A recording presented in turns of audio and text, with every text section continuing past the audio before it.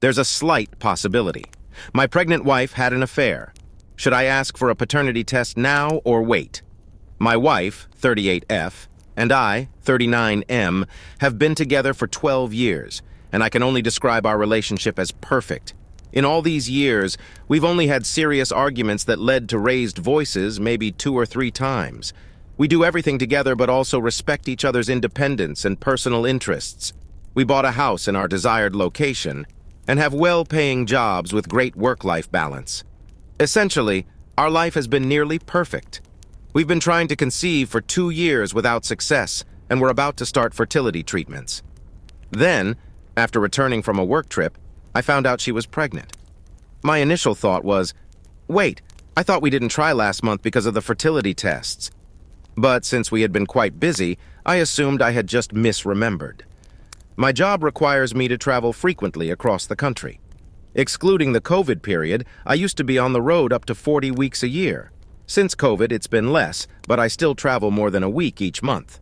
Over the past 4-5 years, my wife has become very friendly with a coworker. Let's call him Matt, 34M. Matt is married, and I know his wife. They've worked together for about 7 years, and he and I have also been friendly.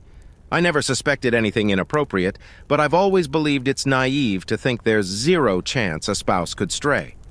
While my wife has never given me a reason to doubt her, I maintain a cautious mindset to avoid taking her or any relationship for granted.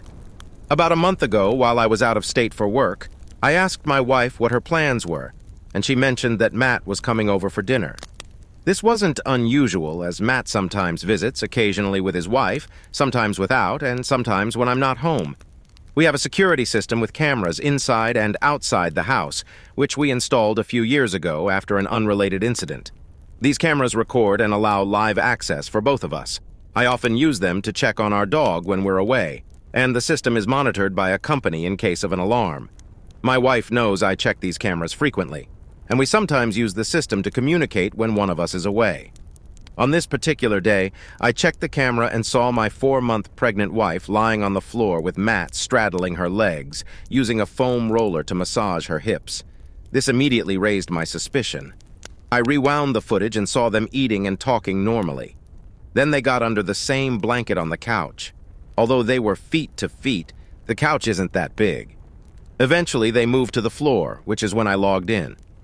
I text her and continue watching the cameras. They both look like deer in headlights, and he quickly leaves. We get into an argument.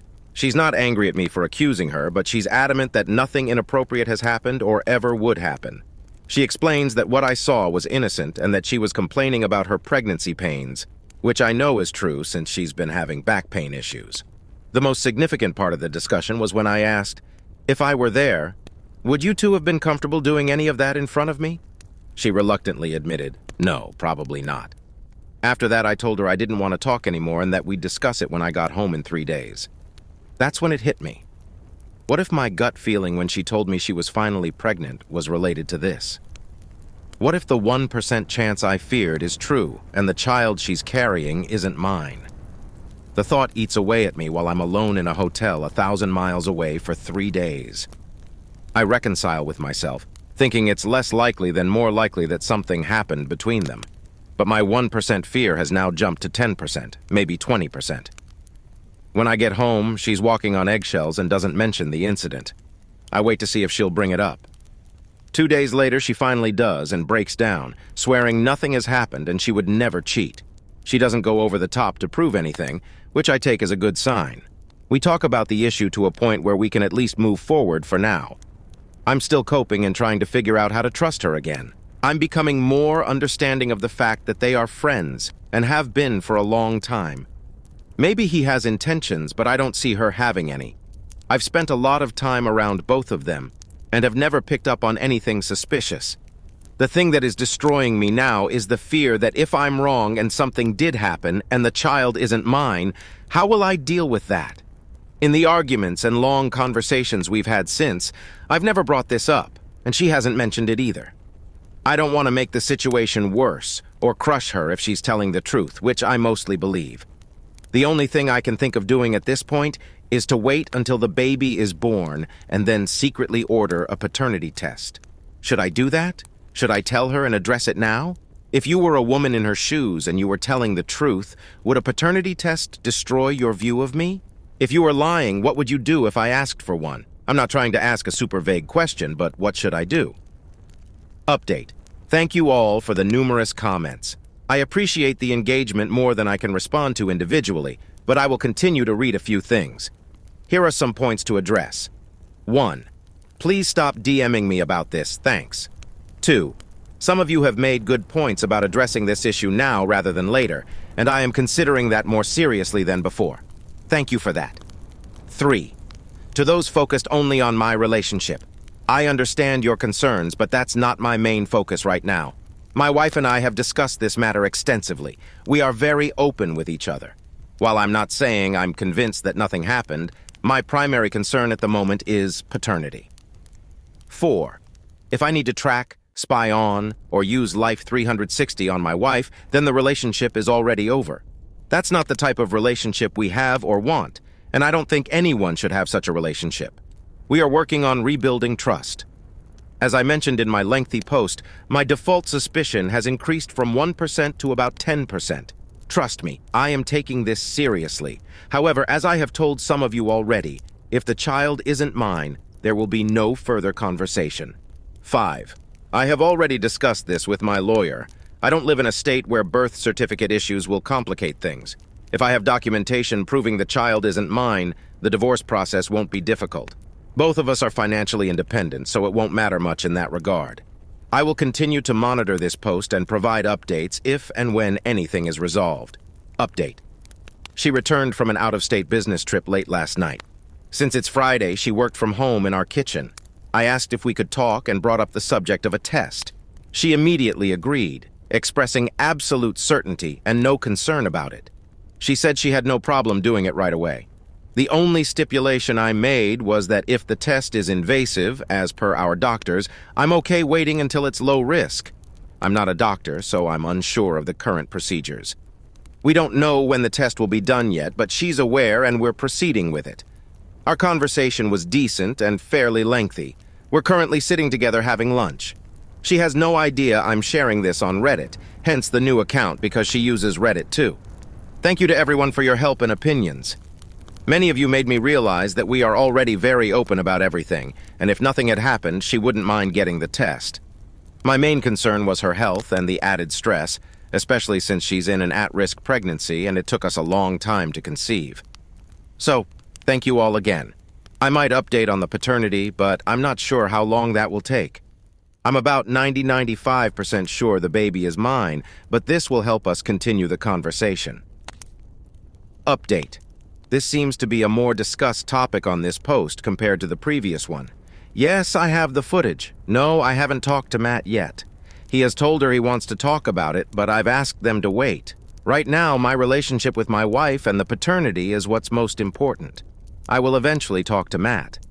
I'm not going to involve Matt's wife intentionally. I don't see a reason to be vindictive. I'm not covering for him, but his relationship is his, and mine is mine. I'm not interested in making this situation worse. Whatever is going on between him and his wife is none of my business. Relevant comments. Oop, when asked why his wife thought she could be intimate with someone else. We have discussed this matter extensively, ensuring that no aspect is overlooked. I could provide a comprehensive essay detailing our history, her motivations, and my emotions regarding the situation. However, I'll simply state that I am fully aware of the circumstances. She asserts her innocence concerning any further actions, while simultaneously acknowledging that her behavior was inappropriate and thoughtless at the time. This is the issue we are currently addressing and working through. When told it doesn't look innocent and asked if his wife goes to Matt's house when his wife isn't home.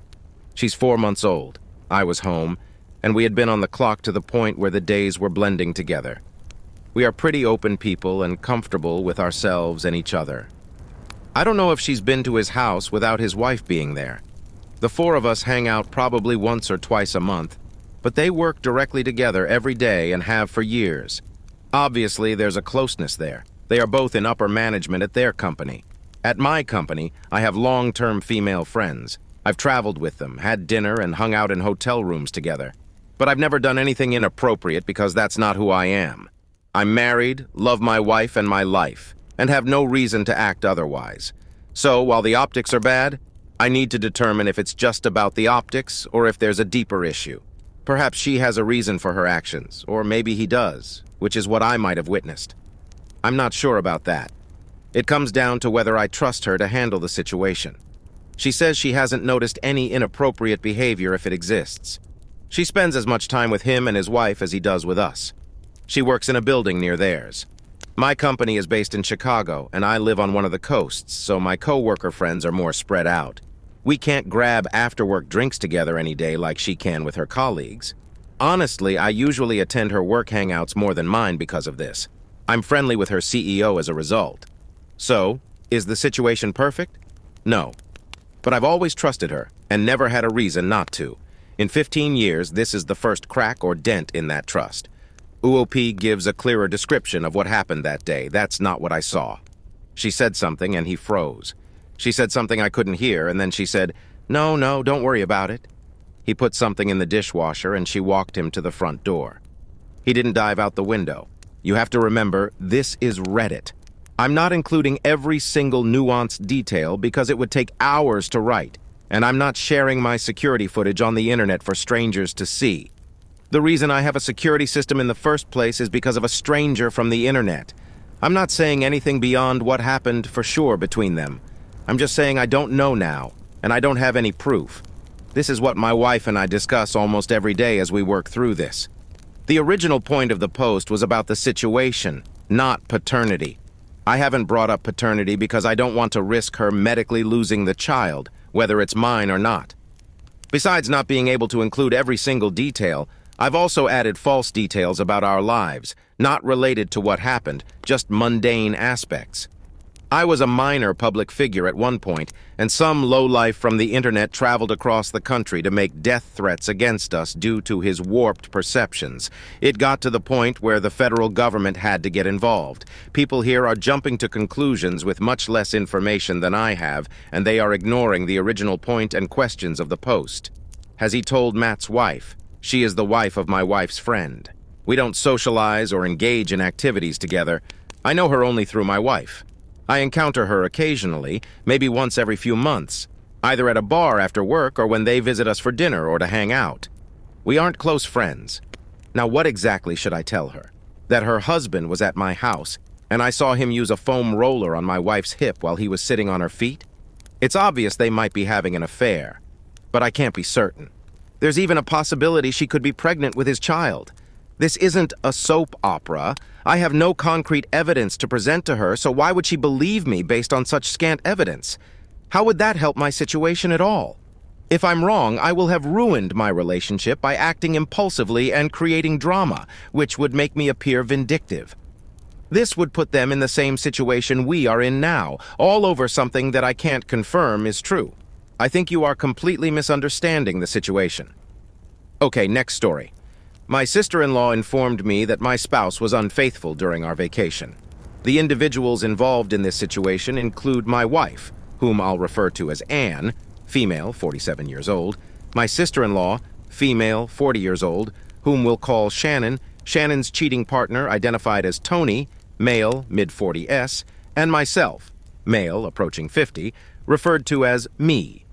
Anne had to travel to her stepfather's house due to his poor health, to assist with setting up home health care. Throughout her week-long stay, we maintained constant communication. Shannon, known for her struggles with alcohol and drugs, disrupted video chats by entering the room intoxicated and unclothed in front of her father. Meanwhile, Shannon, despite being married but separated, resides with her boyfriend Tony, who also serves as my father-in-law's primary caregiver. During Anne's return trip, she missed her flight, and Tony, responsible for driving her to the airport, encountered delays due to road construction, resulting in Anne taking a different flight.